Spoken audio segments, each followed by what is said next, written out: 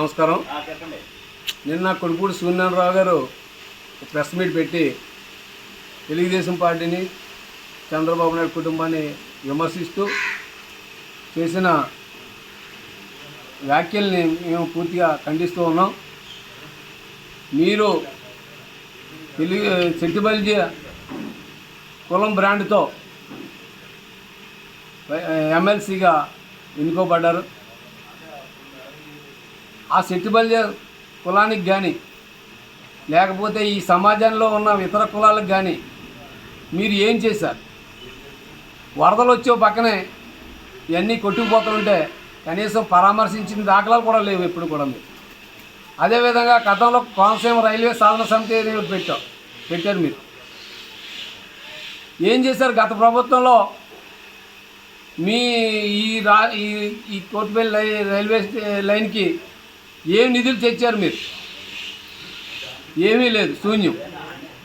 అదేవిధంగా ఏదైతే ఈ కోనసీమ అభివృద్ధి కోసం కానీ ఏ రోజునన్నా పట్టించుకున్న పాపాన్ని పోయారా మీరు? ఈ గత 5 సంవత్సరాల్లో వైసీపీ ప్రభుత్వంలో ఫలానా గ్రాంట్ తెచ్చి ఈ ప్రాంతాన్ని అభివృద్ధి చేశానని మీరు చూపించగలరా కొడుపూడి సూర్యనారాయణరావు గారు? ఇటువంటి చౌకబ్ గారు విమర్శలు మానేసి ప్రజలకు ఉపయోగపడే కార్యక్రమాలు ఏమైనా చేయండి. అంతేగాని చంద్రబాబు నాయుడు వయసు గురించి, వాళ్ళ ఫ్యామిలీ గురించి మాట్లాడే స్థాయి మీది కాదు. ఆ స్థాయిలో మీరు మాట్లాడడానికి అర్హులు.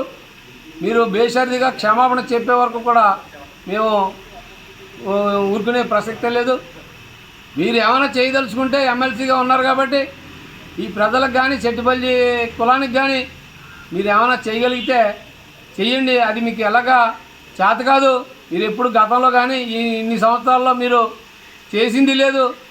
కనీసం ఈ బీసీ కులానికి చెందిన అమర్నాథ్ గౌడ్ నేను ఒక కుర్రవాడిని బతికుండగానే సజీవం చేసి చంపేస్తే మీ వైసీపీ మూకలో కనీసం స్పందించలేని నాయకుడు నువ్వు మా కులంలో నాయకత్వం వహించడం అనేది చాలా దౌర్భాగ్యం.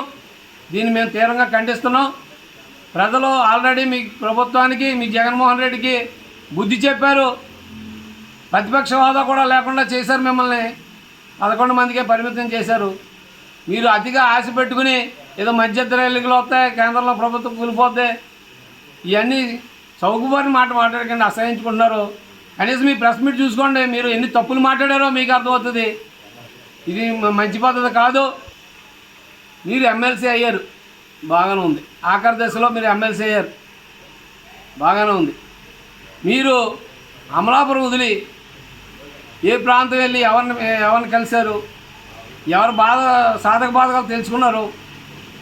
ఏం చేశారు? మీరు ఎవరికైనా ఉపకారం చేశారా? ఎవరికైనా సహాయం చేశారా? ఏమీ లేదు. ఏమీ లేని దానికి నీకు ఎమ్మెల్సీ పదవి కూడా మీరు అన్ఫిట్ రంగం చెప్పాలంటే. కాబట్టి ఇవన్నీ కాదు. మీరు ఏమైనా చేయగలిగితే, మీరు తిరగలిగితే, మీకు ఓపుకుంటే ప్రజల్లోకి రండి, ప్రజల్లో తిరగండి, ప్రజల సమస్యలు తీర్చడానికి ప్రయత్నం చేయండి. మేము కూడా స్వాగతిస్తాం. అంతేగాని ఏమీ లేకుండా 6 మాసాలకు ఒకసారి ప్రెస్ మీట్ పెట్టేస్తే నాయకులు అయిపోరు. ఇది గమనించాలి సూర్యనారాయణరావు గారిని తెలియదు.